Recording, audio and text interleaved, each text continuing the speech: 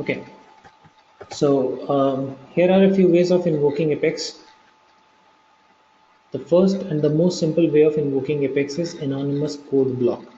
Okay, what is anonymous code block? Anonymous code block is where you just write a code which can be executed one time. So you don't create a class, you don't create a method, and you don't store that code. And you don't need to store that code. So some code that is very dynamic and needs to be edited on the runtime, and you feel that okay, it's not a good idea to store it, so you can just execute that code, and it's something which is being used once. Okay, so I'll show you how to write that, but let's first of all see what are other ways of invoking Apex. Invoking Apex means calling the Apex. Okay, executing the Apex code. The second way of invoking Apex is through Apex trigger. That is something which we have seen. Visual force classes, that's also something that we have seen.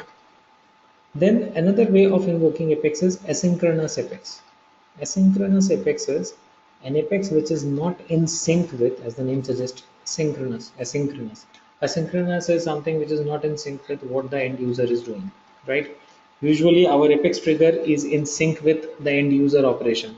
Let's say a data DML operation is happening, or let's say a page is being loaded. So it's in complete sync with the end user action.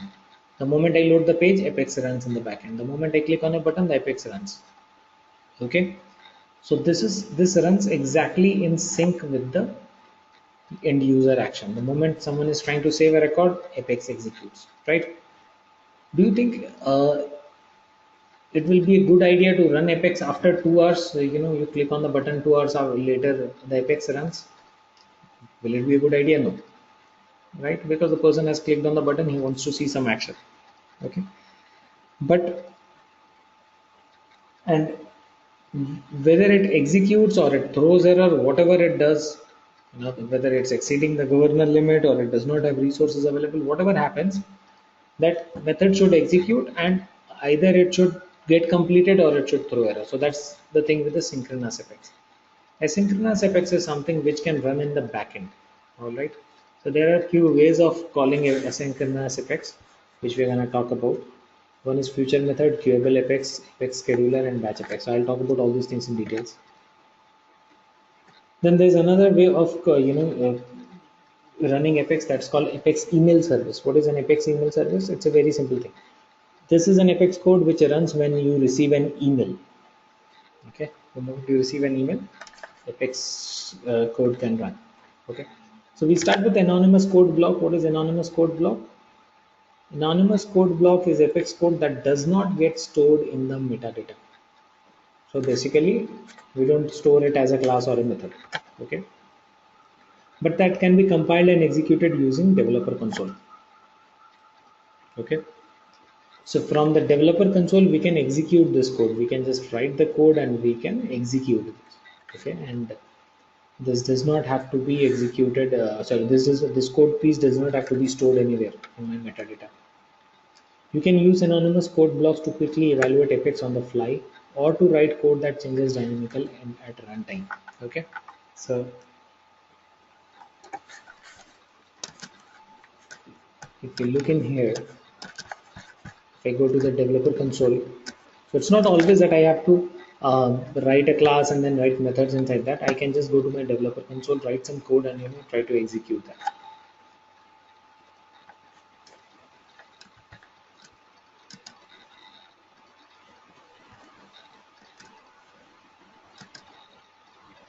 Okay, so you can just go to the developer console, go to debug, open execute anonymous window,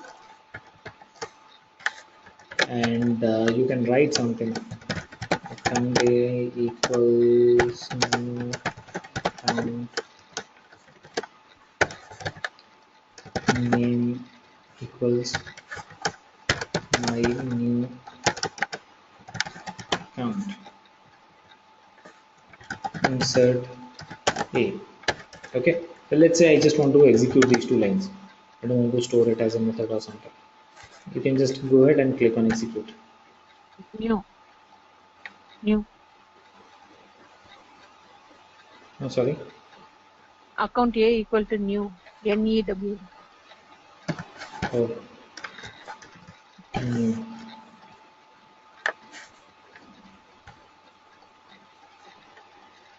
Okay, execute it.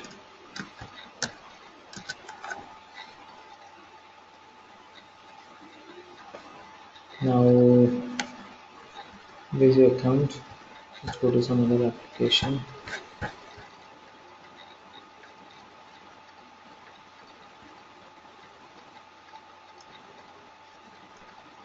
See, just got inserted.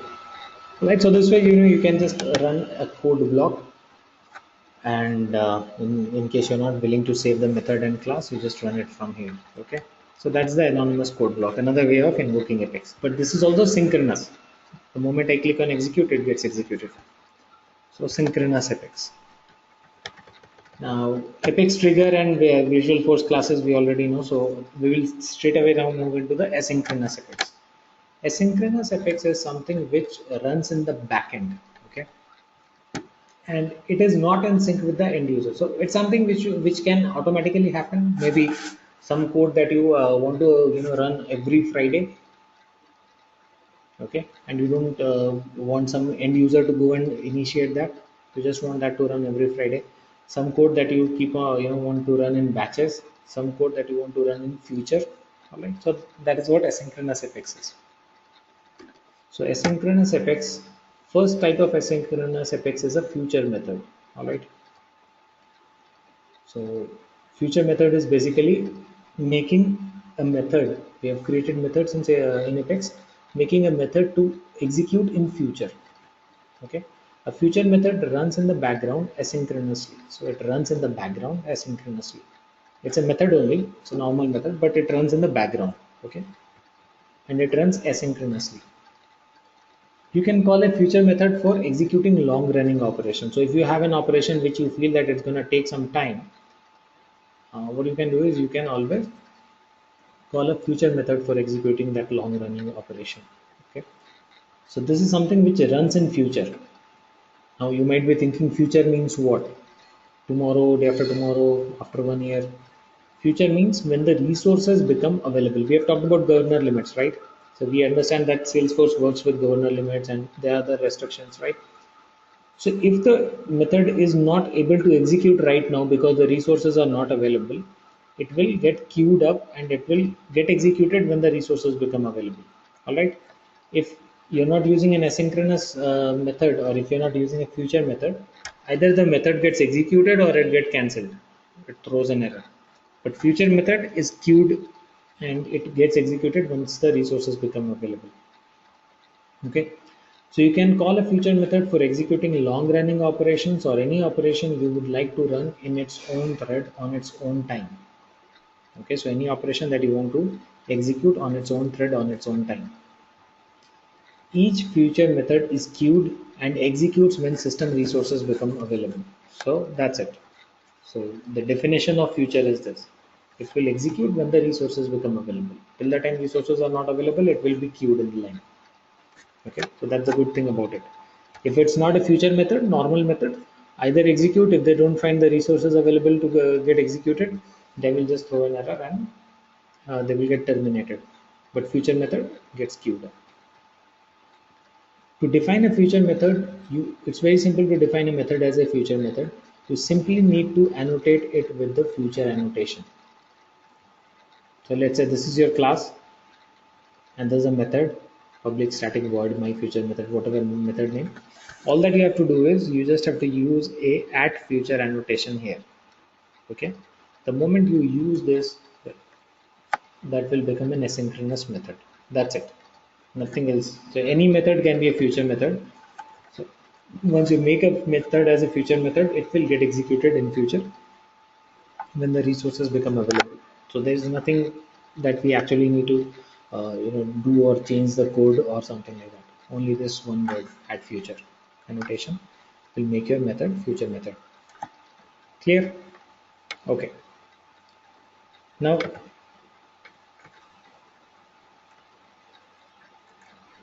okay. On the future method, methods with the future annotation must be static methods. Okay, so a future method cannot be a return method. Remember, we have created get methods which return an account name. So you cannot have a get method as a future method, because that is something which is waiting on the page. The page is waiting to get the value so that it can display on the page. So I cannot define that as a future method. The row.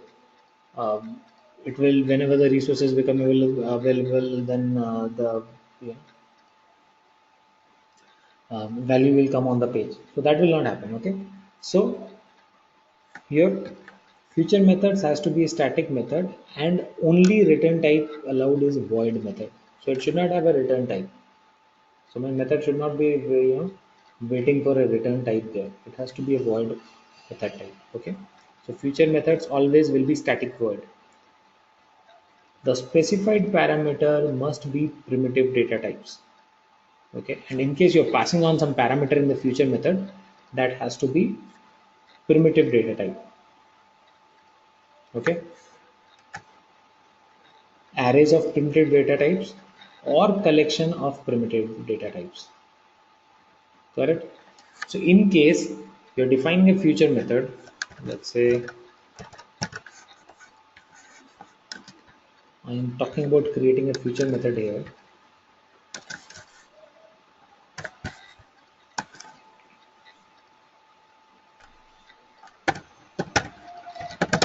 Public class my class, and then I say to add future.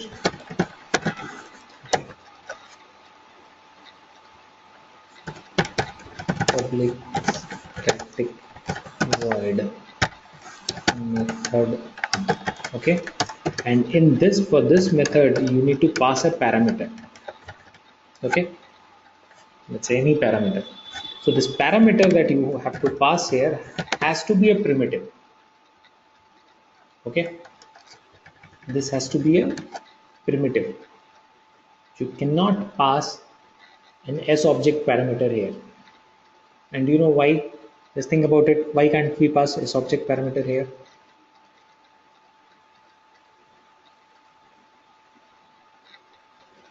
What can be the reason?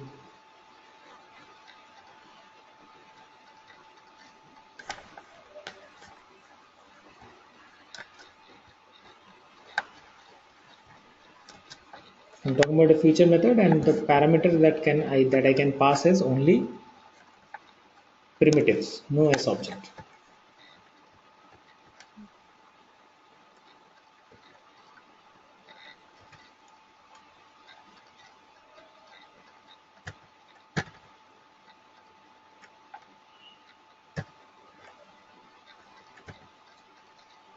What can be the reason?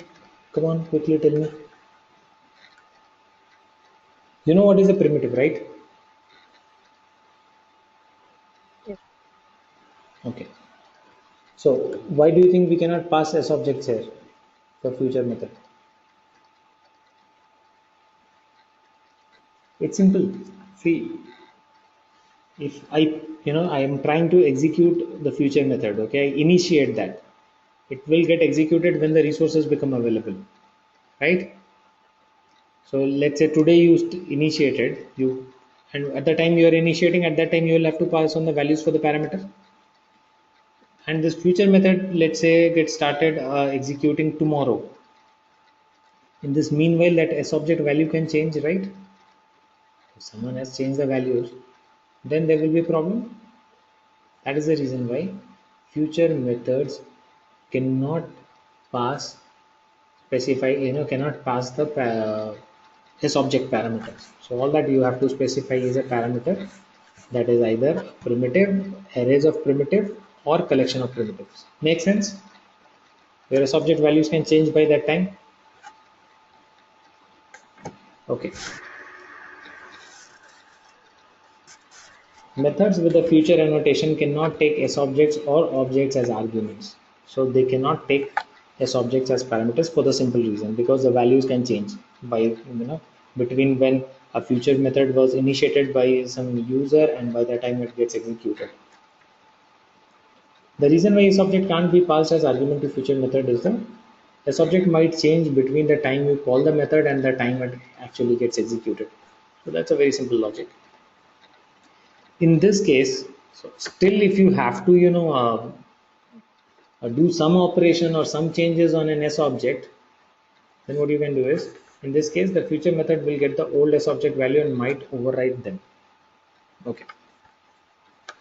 So what happens is the problem that happens with the future method is, if you pass on an S object value, then what happens? If there is a change, the future method will get the old S object values. It will check the old object values and override the new ones. So for that reason, to avoid that, we do not have an option of uh, passing as object arguments here for future method. Okay.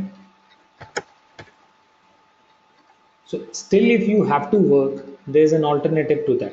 Okay, if you have to work with some record, your future method needs to operate on some of the records in the database. Then what we have to do? What is the other option that we have available? There is a primitive data type which can fetch data. What is that primitive data type? ID. Remember, there is an ID primitive, right? So we have to work with ID there. To work with S objects that already exist in the database, pass the S object ID instead, or collection of IDs. Correct? So ID is a primitive. So what you can do is, you can pass IDs or collection of IDs and perform that query of IDs, so that the most up-to-date records are retrieved when the method is actually getting executed. Got it? So instead of you passing something like a list of account here, what you should be doing is,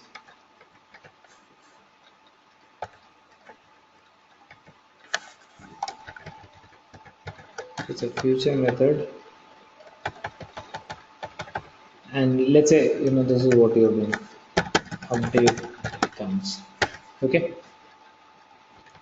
so this is not the right way of writing the code, because if I supply the list of accounts here, and while it tries to do the update at by that time, if the values in those records have already changed, someone has changed, it will override them and put the old value. So that's not the correct way.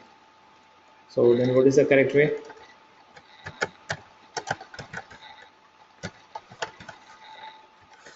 Pass a set of IDs here,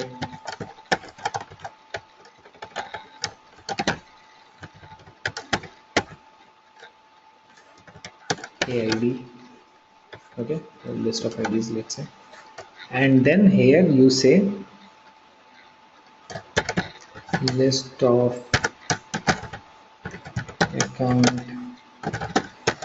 equals select, let's say, name from account ID in AID. Got it? And then update this. So now what is happening? It's just taking the IDs as parameters. Okay, so IDs are not gonna change. All right, correct? So this query happens when the method is actually getting executed. Earlier, what was happening? The data was being supplied initially, and then by the time it gets executed, there was a big chance that data gets updated or changed in the meanwhile. Please let me know if this is clear. If you understand this part, I think we are good on future method. All right. Yes, Peter. Yeah, I think same example we are talking here. Okay. Now the next, so future method is just for one method. So any method you want to make that as a future method, you just need to go and put that add future annotation for that method, and that method will get executed in future. Next is Queueable Apex. Okay, the other type of asynchronous Apex, which is called Queueable Apex. Okay. To take control of your asynchronous Apex processes by using the queuable interface. So you can use a queuable interface. Okay. So you can call this queuable interface on a class. So queuable is basically for a class. It's not for a method. So you can queue the, you can, for future method, what was happening? One method from the entire class can be a future method. What if I want to have multiple methods to be executed in future? Whenever the resources become available. When I say in future, I mean whenever the resources become available. I have a complete process. There are three methods which need to run one by one. And I want that entire process to get executed when the resources become available. Then you need to put them in a class and define a queuable interface for that class. Okay. And you know what is an interface? Interface is, what's an interface? Oops, concept? User interface, right? No, not user interface. Page. No. Interface is more like, let's say, a library kind of thing. Okay. So there are predefined interfaces, and when you say that, okay, fine, implement this interface on this class, then that class can use that library, predefined library. Okay, so queuable is for understanding, this is like a predefined library or a class, okay, which has some predefined methods. So for any method to be used as queuable method, I need to call this interface. Correct? That is how it is. Okay. So instead of I writing everything, these are predefined, just for simple understandings, understand it as a predefined class which I'm implementing on this class, so that some methods from that can be used here. Got it? Some logics from there can be used here. So to make a complete class as a queuable class, you have to implement the queuable interface on your class. Okay. This interface enables you to add jobs to the queue and monitor them. So this interface, this library basically allows you to add jobs to the queue and monitor them. Okay, which is an enhanced way of running your asynchronous Apex code compared to using future methods. Okay. So Queueable Apex is an enhanced way of running your future methods. Okay, why it is enhanced? There are a few reasons for that. I will tell you. Earlier we just had future methods. Okay, so future method, the problem was that it can only be made for one method. So if I have a process, 3 4 methods to be executed, then it was a bit difficult. I can make all of them at future annotation, but I'm not very sure then which one will get executed first out of 4. If I want them in a process, that does not happen, right? So that was a bit of challenge. So now Salesforce has come up with this Queueable Apex. So this is an enhanced way of running your asynchronous Apex code compared to your future method. For Apex processes that run for a long time, such as extensive database operations, you can use Queueable Apex. You can run them asynchronously by implementing the Queueable interface and adding a job to the Apex job queue. So this is what we have to do. So if there is a long running process, not just one method, then you can implement the Queueable interface on the class. Okay. In this way, your asynchronous Apex job runs in the background in its own thread.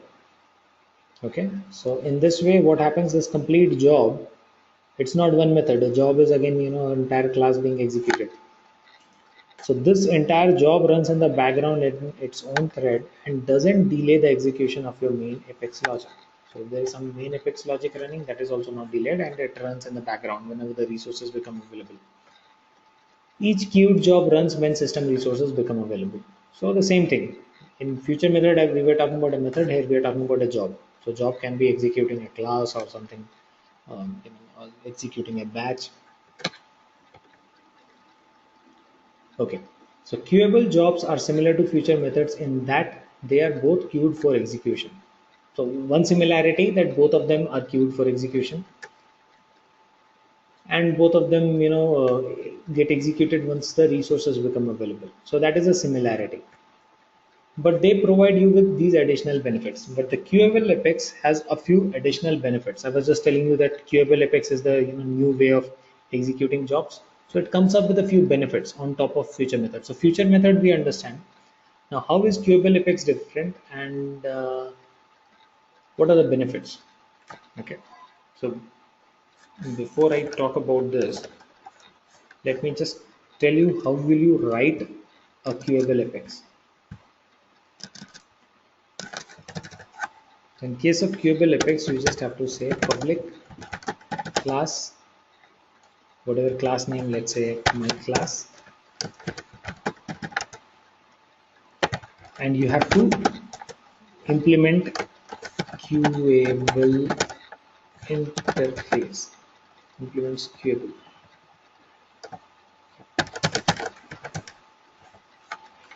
That's what you have to do. Get it? So in this case, I was not implementing any interface. I just made the method as future. In this case, you have to make the entire class queuable. Okay. So this is what I'm doing. So this is why, these are two additional words you have to do in case you want to make your class queuable, right? Now, how is queuable better than feature method? So one benefit definitely what we saw there is queuable interface makes the entire class queuable so that all the methods in the class get queued, right? So it can be a complete job instead of just one method. So that's one advantage. What are the other advantages? Okay. First benefit is getting an ID for your job. When you submit your job by invoking the system.enqueue job method, the method returns the ID of the new job. Okay. So if you don't understand this, don't worry. Let me make it simple for you. First advantage is a queuable apex generates a job ID. So it's a job which is getting executed and it generates a job ID, which means for you that does not, that does not make any sense at all. Only thing that we benefit from that job ID is we can monitor the job. What is the status of it? If it generates a job ID, then I will have an option of monitoring it. So it makes my life easier so that I can monitor and understand what is the status. Has it got executed or not executed, or what is the status? That's not possible with the future method. Future method does not generate any ID, which means I cannot track it. So what is the status? Got it? Makes sense? Apart from that, the job ID gets generated. We have got Where nothing can I to. get that ID? Sorry, I will. Where can I see that ID? Yeah. So when you run the Queueable Apex now, you can just go here and monitor your jobs, and if you have any scheduled jobs, sorry, scheduled job, Apex jobs. So your Queueable Apex jobs will come here, and you will also get to see the status, which class, which method, Apex job ID. Got it? So all of them will get executed here. Got it? So when you submit a Queueable Apex, it generates an ID and you will be able to track the status of that in that Apex jobs. Okay. So getting an ID for your job, which means when you submit your job by invoking system.enqueue job method, the method returns the ID of the new job, which ultimately means for us that we will be able to track what is the status of the job. Okay. You can use this ID to identify your job and monitor its progress. Okay, so you can use this ID to monitor the progress, what is actually happening. Second advantage with Queueable Apex is using non-primitive data types. So with Queueable Apex, you have the option of using non-primitive data types also. Your Queueable class can contain member variables of non-primitive data types. Now, because this is a class, this is not a method where you have to uh, basically fetch sorry pass the parameter as an S object or something, right? It's a class. So inside the class you can use non-primitive data types also as member variables. So inside the class you can define your own uh, S-object variables also, right? So you can use non-primitive data types here. Okay, just yeah, non-primitive data types such as S-object or custom Apex types. Those objects can be accessed when the job executes. So when the job actually executes, those objects can be accessed. All right. So use of non-primitive data type is the other advantage of Queueable Apex. Third advantage of Queueable Apex is chaining jobs. That is what I was talking. The first advantage which I was talking about, that I can have multiple methods lined up. Okay. So that is one. And you can also have a chaining job. Chaining job means, let's say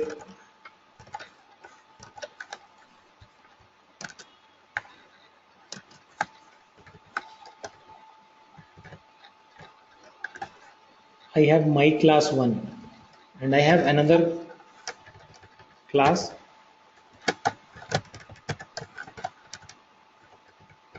my class 2. Okay, and I have, let's say, two methods here,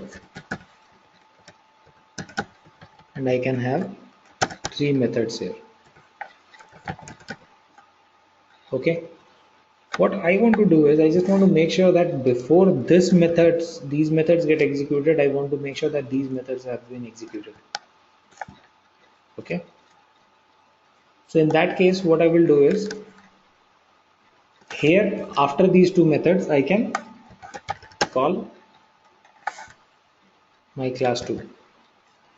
Because I'm inside a class, I can have one more method to call the other class, other queueable job. Okay, so then what will happen, it will become a chain of jobs. So this I initiate, let's say I initiate this manually. Okay, and then this gets executed, and then I call the second one, and then that gets executed. Correct. So chaining jobs is possible with the Queueable Apex. Okay, so let's take a simple example, and there's one more thing that you just have to understand. That is,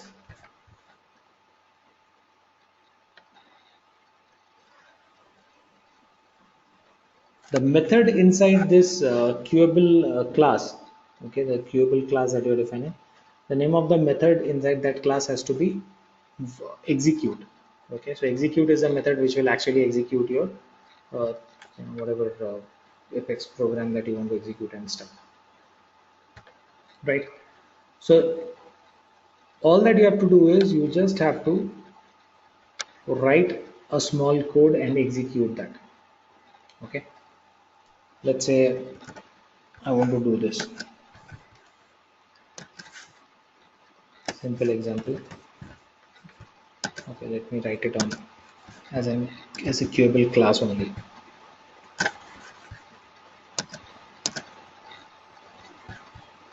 New class,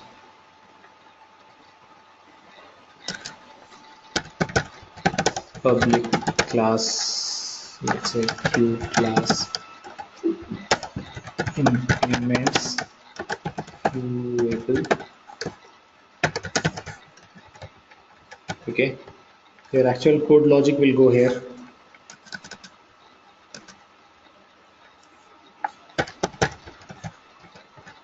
Public static void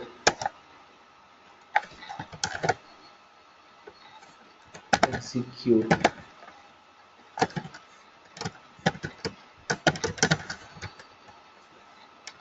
So your code goes here.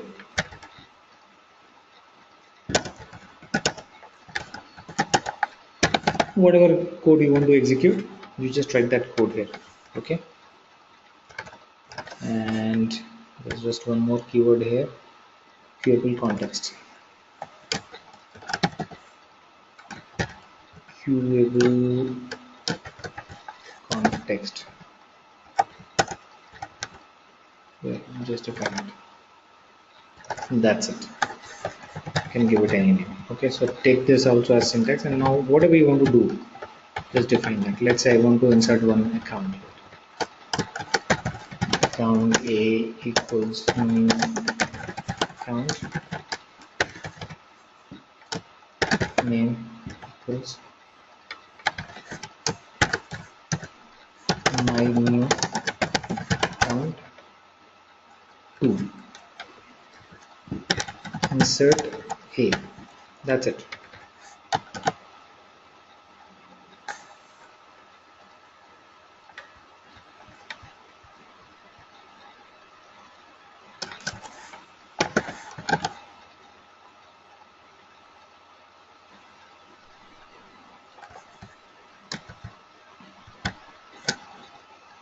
All right. So your class is ready. Now, how do you execute this class? We can do it from some other method, as I told you, or I can do it from my. For now, let's do it from our anonymous code block. So let me not go and write something else. I can do it from my anonymous code block. So all that you have to do here is just go and write this.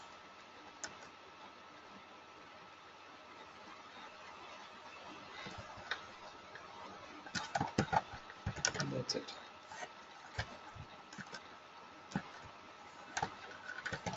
So say id job id equal to system.enq job. Okay, new. Okay.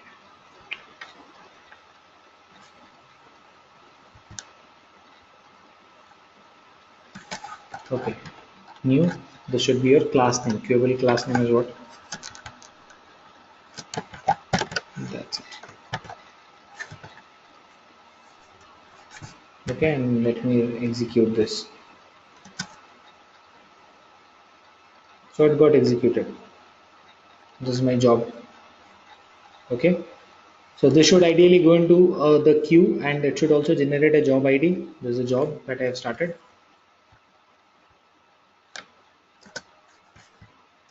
Let's go and track. It has got queued.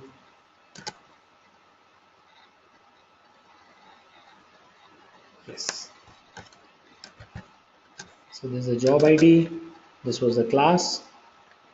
Okay, and queueable completed. Got it?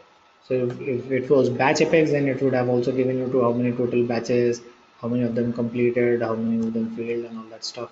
But here we don't have that. So this execution is done because it is a small one, and now resources are pretty much available. There's nothing, no other big operation is happening on the database. So that is the reason why it got queued up and it completed. Clear on the queuable thing? Now you can just go and write whatever code you want inside that class, the one that we created, but it has to be within that execute method. Okay. Now, if you have another job to be executed, you could have called that inside that execute method. That is what I was saying, that you can do that other thing also, chaining. So that chaining jobs is available. All right.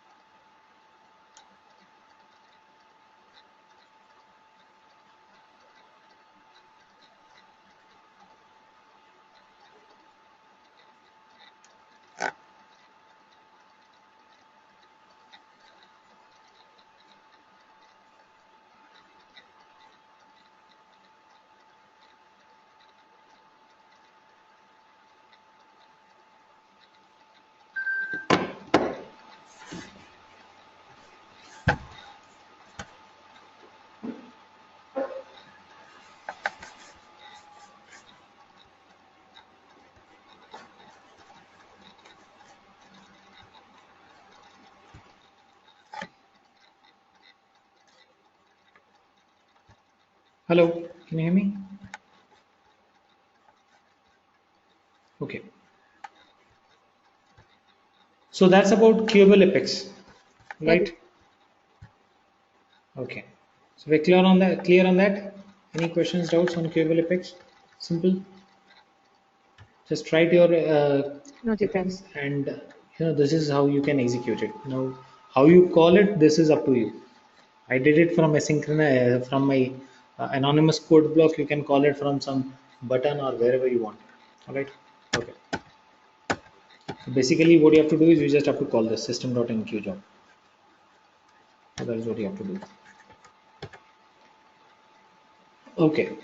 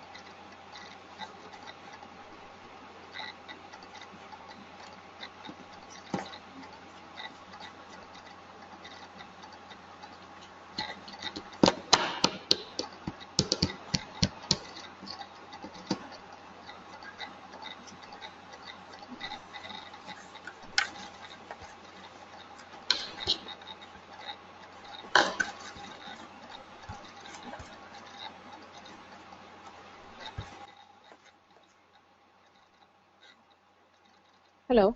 Hello. Yeah. Yeah, Sorry. Jeet. Okay.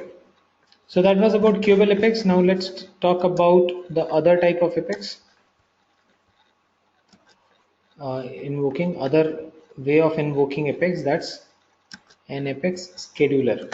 So we have seen two ways, right? One is uh, making a method as a future method so that it executes in future when the resources become available. Second is making a complete class as queuable and queuing the entire job. That is one thing. Now, third is Apex Scheduler. What is Apex Scheduler? As the name suggests, scheduler thing is like scheduling your Apex code. So this is where you don't have to manually go and do anything. Your Apex can be scheduled to run on a defined frequency every Saturday, every Friday, every night, whatever. Okay. So to invoke Apex classes to run at specific times, you just need to do simple stuff. So it's again simple. It's very similar to your Apex, queuable Apex, but just that this is where you can define a schedule and it can keep on running on that defined schedule. If you have done scheduled report, you might have seen that there is a, we have an option of defining the schedule for report, and then the report keeps on executing on the defined frequency or defined schedule. Same thing can be done with an Apex class also. Okay, so it's very simple. All that you have to do is you just have to implement the schedulable interface for the class, specify the schedule using the schedulable schedule Apex page in the Salesforce interface. All right. So first thing that you have to do is you just have to use the schedulable interface for the class. So previous example we did implements queuable. This time we will say implements schedulable. All right. And then we just have to go and define the schedule for the Apex page through the Apex page. Okay. So we can define the schedule when we want it to run. Okay. The schedulable interface contains one method that must be implemented. Okay. Which is called execute method. So execute method was there in our queuable class also, right? Salesforce schedules the class for execution at the specified time. Actual execution may be delayed based on service availability. So because this is again asynchronous, you can schedule things, but it will not happen dot at that particular time or that thing. Okay, so it might get delayed if the resources are not available or not. So that's pretty simple that we understand. You can only have 100 scheduled Apex jobs at one time. So at any given point of time, you cannot have more than 100 scheduled Apex jobs. Okay, so that's quite decent number, 100 scheduled Apex jobs. Okay, now all that we have to do is let's just go ahead and learn how do we write scheduled Apex. Everything is same, or let me write it in this only. So just go ahead and create a class, develop Apex classes, new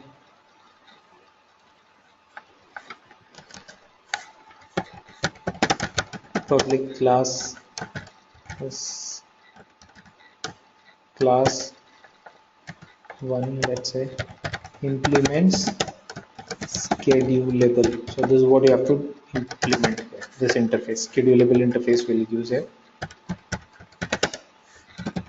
Public static void method one. Sorry, execute. Name of the method has to be execute, and say schedulable context, whatever, something. Now your code here. That's what you have to do. Let's say the same thing. Account A equals new account insert A name equals my new account 3. That's it. Whatever code you want to execute. Written, class is ready, method defined. Okay, so this is the method that I want to execute on a defined frequency. All right, so all that we have to do is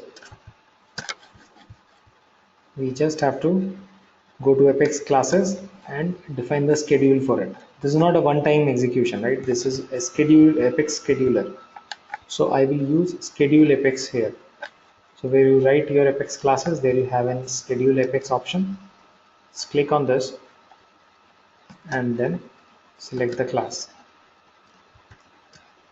So only the classes which implement schedulable interface will be available here. Job name, give whatever job name you want. My schedule job. And what is the frequency for this? Is it monthly or is it weekly? You just define, let's say every Sunday or every Friday. If you have from when does it start till when it continues till 30th June, let's say.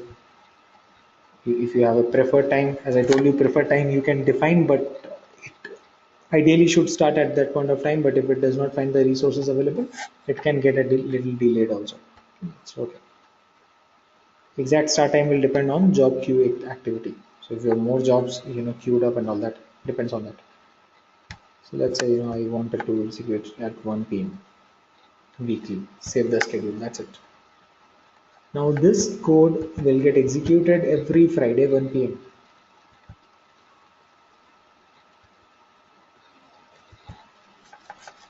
You can see this job here on the scheduled jobs. Correct? So to track the scheduled jobs, you can come check the scheduled jobs. To track other jobs, you can just go and check the Apex jobs. Fine. So general Apex jobs will come here. Scheduled jobs will be, there. Okay. So each time the job gets executed, that will come here as an Apex job. Okay. So that's about the Apex scheduler. So in case you want to execute an Apex, on a defined frequency or on a defined schedule, then use Apex scheduler. This is also simple. Okay. Now the next one, the batch Apex. So three things we have learned by now: future method, Queueable Apex, Apex scheduler, which uses a schedulable interface. Now the third thing, batch Apex. What is batch Apex? A developer can now employ batch Apex to build complex long-running processes. Okay. As the name suggests, before we start reading about this, as the name suggests, batch Apex. What does a batch mean? Small batches, right? So if I have a long-running process, or if I have a big process, let's say I have to update 2 million records, instead of doing updating 2 million records at once, what I can do is I can actually start the process in small batches. Okay, so I can form small batches of 1000 record and execute the method again, form small batch of 1000 records and execute, right? So that's something which can be done. All right. A developer can now employ batch Apex to build complex long running processes, okay, that run on thousands of records on the force.com platform. Batch Apex operates over small batches of records. Instead of performing a big operation on the entire set of data, what I can do is I can perform it in small batches of records, covering your entire record set and breaking the processing down to manageable chunks. So it can cover your entire big set of data, but all that in small chunks. Instead of doing a big processing, it can just do that in small chunks.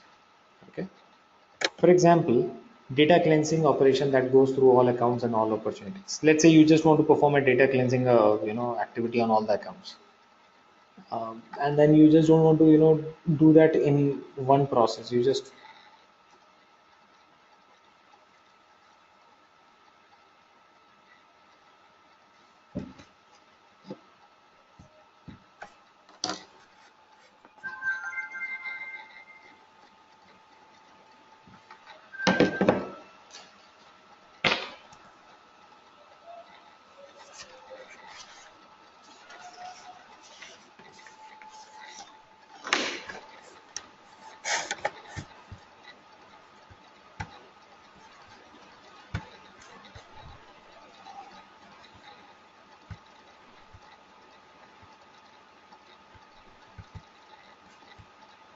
forming, big Apex operation in small chunks of records. All right. So it has three parts. Okay, so basically things like data cleansing operation that are huge and all. Okay, so this batch Apex has three parts actually. Okay, three sections. First is forming the batch. Second is executing the process. Okay. Third is performing an action at the finish of all the batches. Correct. So first part, basically, so batch Apex should have three methods actually. So first method should form the batches for me. Like schedulable Apex had just one method, Queueable Apex had just one method, right? Now whatever we want to do, we put the inside that execute method. Batch Apex has an execute method, but apart from that, there are two more methods. So first method is for collecting the data, which for basically forming the batches. So instead of the entire set of records, I just will form small batches.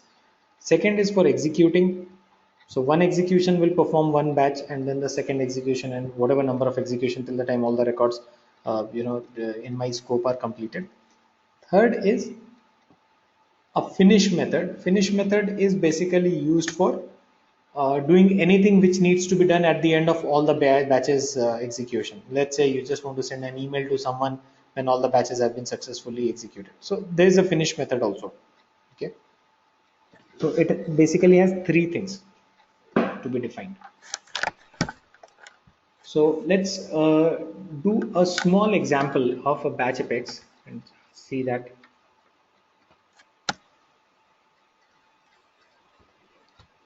So as I told you, a batch apex should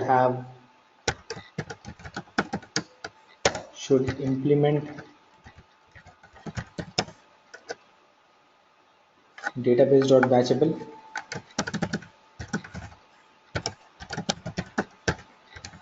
Okay, so this is what it should implement, and it should have three methods. One is start, second is execute, third is finish. Okay, start will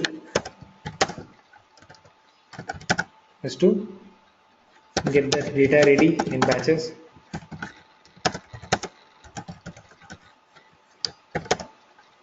Actual code execution, what you want to do.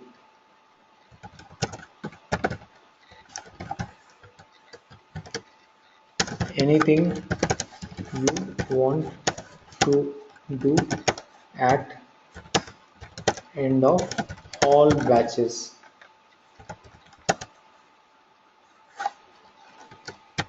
End of processing of all batches. So once all the batches have been processed, then if you want to do something, maybe sending an email, updating some other field or something, whatever you want to do, right? So let's do a small example. Let's say I want to update all my accounts. Okay, all the accounts which are there in the system, I want to update all of them, and I want to do that in batches of small five records each. Okay, because I just have very few records, so I'll do that in small batches of 5 records each.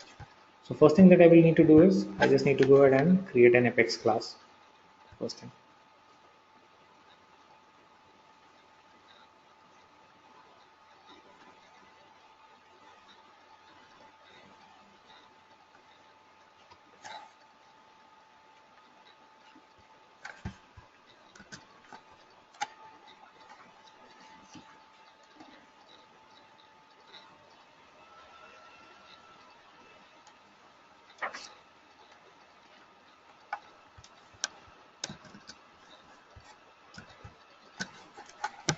So we write a public class,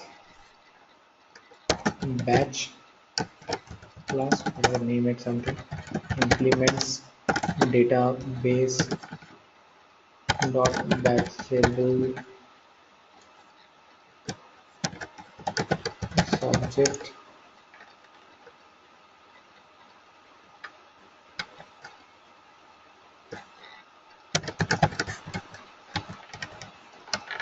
okay.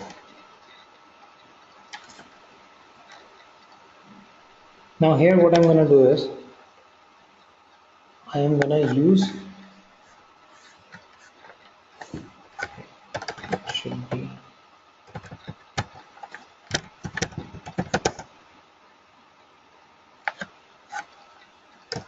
database dot query locator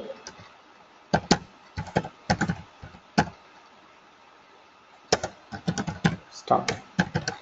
Okay, database dot query locator. So this is not a void method. Start method is not a void method. Start method is something which returns a database dot query locator. What is database dot query locator? Database dot query locator is uh, a method in the database class. If you remember database class that we were talking about the other day, there is a method in the database class which can take a query, okay, which can take a query and return the results. Okay, so here because I need to supply some query, how do I want to form the batches and all? So for that, start method is not a void method. Okay, so it returns database dot query locator. So your this thing should be database dot batchable context whatever and return database dot get query locator.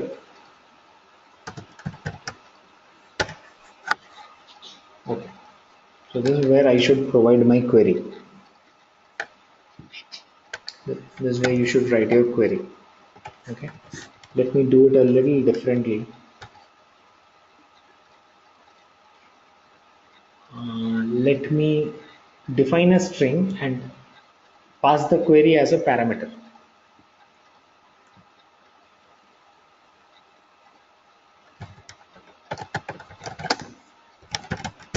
Let's make it global. Make this also global.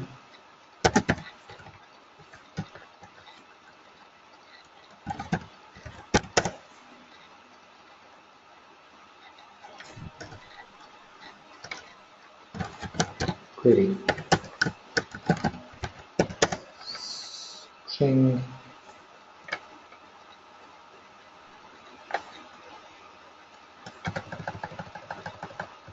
okay.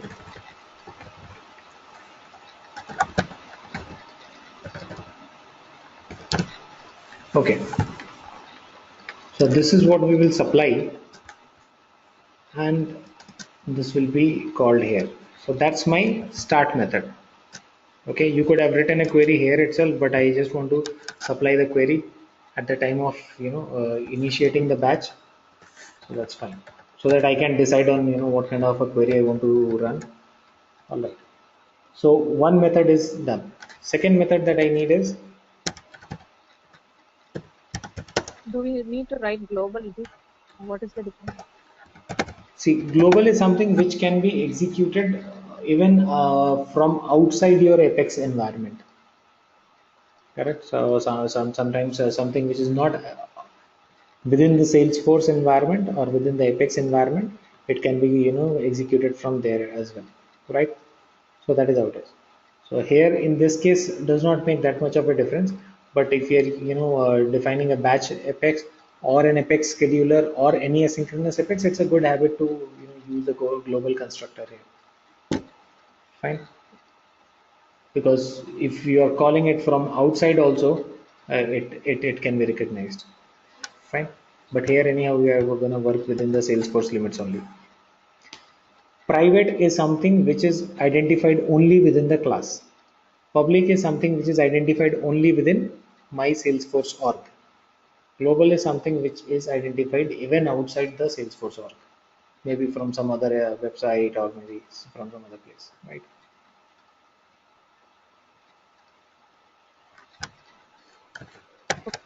So we just need to write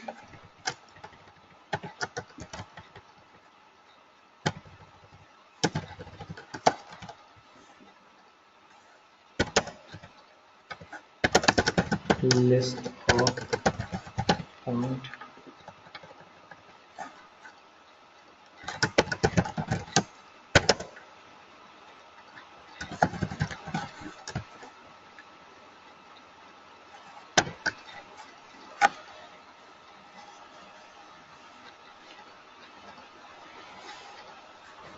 okay. So this list of S object scope is what is the scope for a batch. Queries have been formed. Now the set of data that gets processed in one batch is the scope. Correct? So that is what we have. I need to define other things also. String entity. This is going to be which object we want to update. This is our query. So I'm going to supply value to all of them at the time of execution. Okay. String field This will be the field that needs to be updated and string value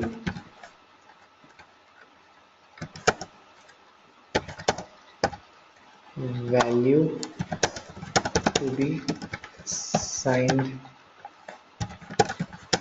to the field.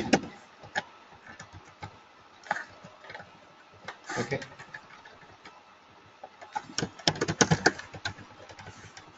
So for my scope of record, one batch, one execution will be for one batch, right? It's not going to be for the entire set. Batches have been formed here. Okay, one batch set of records is scope. So all that you have to do is you just have to go ahead and write for S object, because you do not know which S object we're talking about.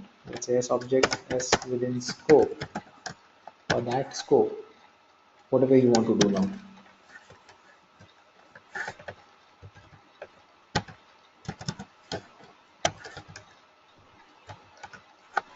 Okay, let's say S dot put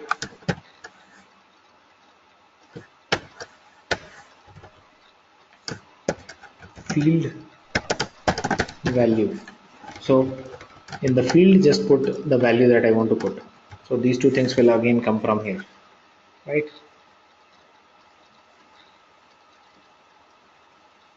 Update scope.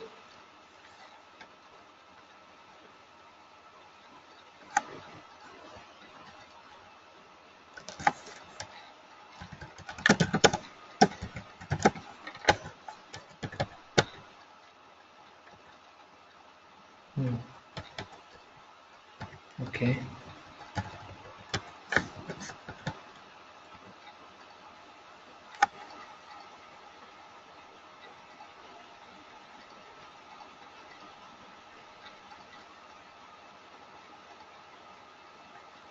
There's one more method which is going to be my void method again, finish method. Global void finish. Again, in this method you can do whatever you want.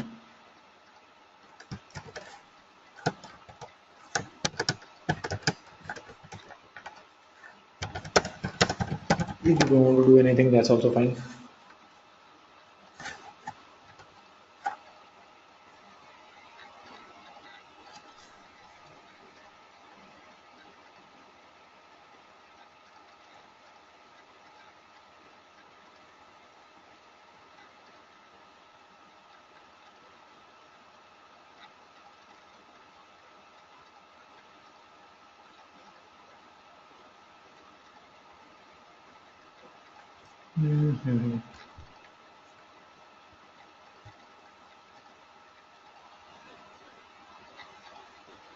Implements.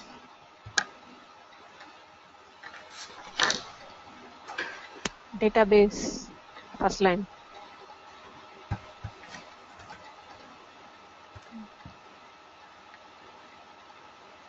Batchable.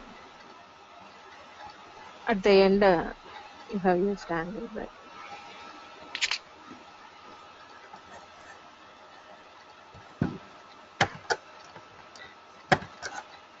So,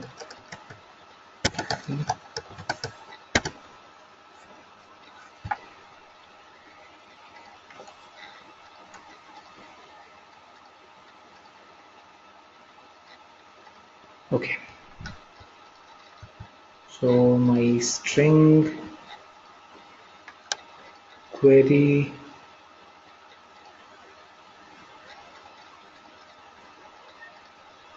and the field and the value and all that stuff is there.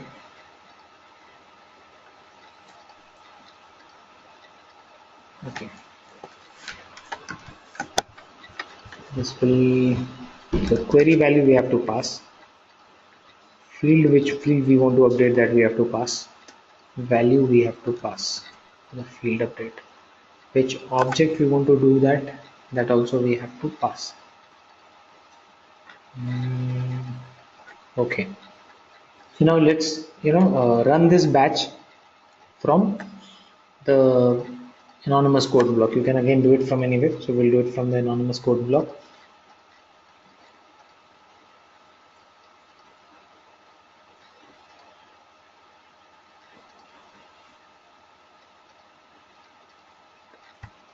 So we should supply our query equals select name description from count where okay, I want to do it for all account, right? Limit 5. So this is the query. It should form these batches. Okay, entity is going to be account.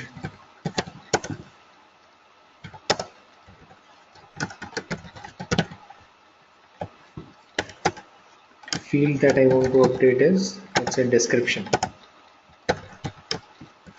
Description.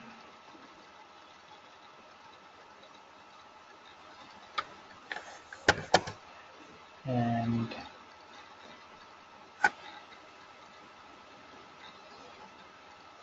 value will be account updated. So these are all parameters that we'll have to pass.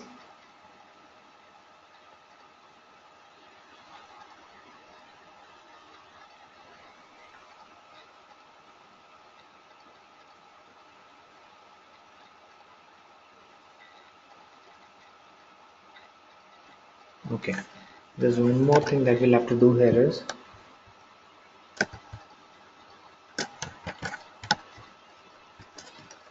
define a constructor here. Global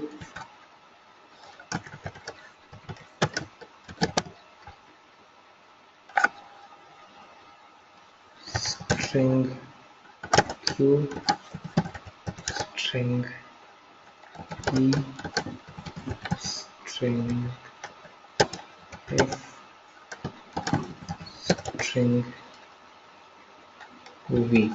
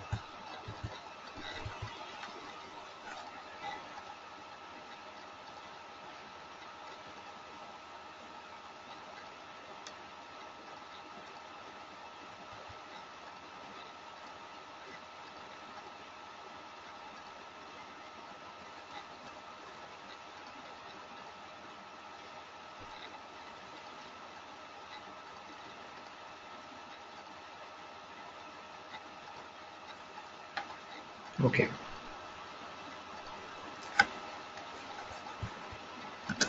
now we would just go to our this thing,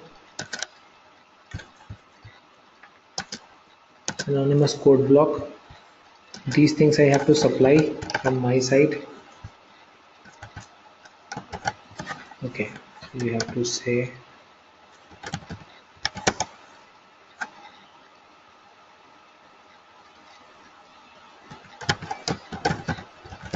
string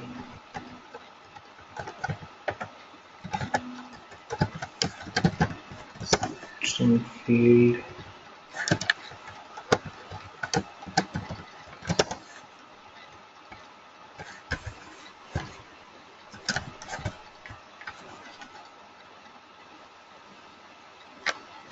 and here you say id. Here this is not a Queueable Apex. Here it should be batch instance id, batch instance id equals database dot executable execute batch.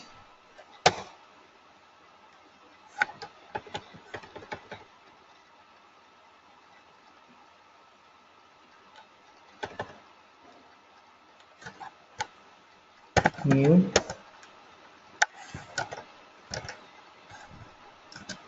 name of the class, batch class.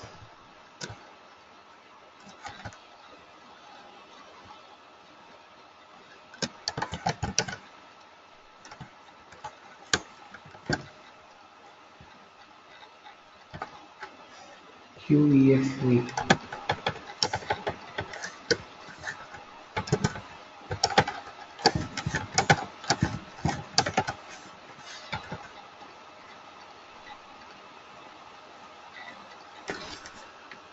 So these are what we have supplied there.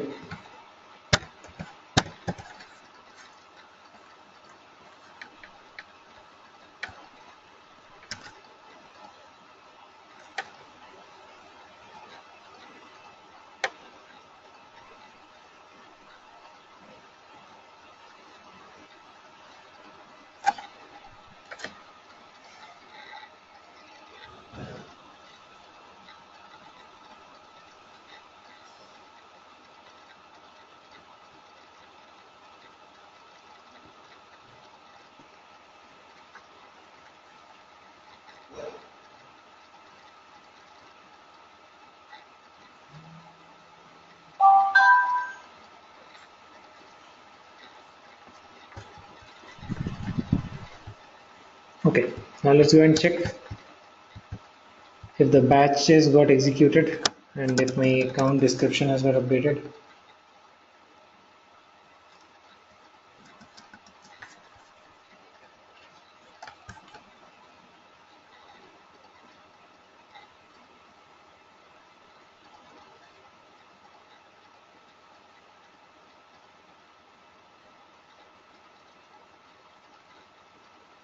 Hello. Hello, Hello. hello, yeah, Jeet. yeah, Nirmala, tell me. Hello. Hello, can you hear me?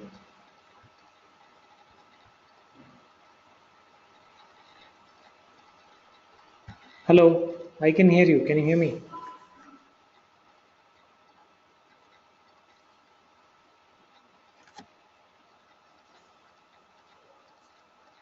Jeet. Hello, yeah, Nirmala.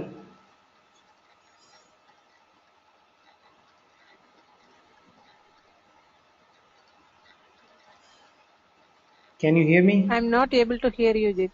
Now,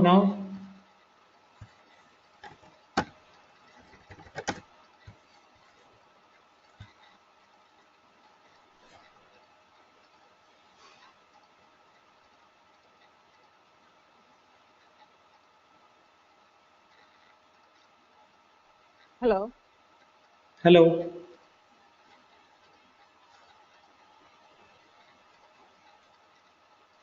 hello.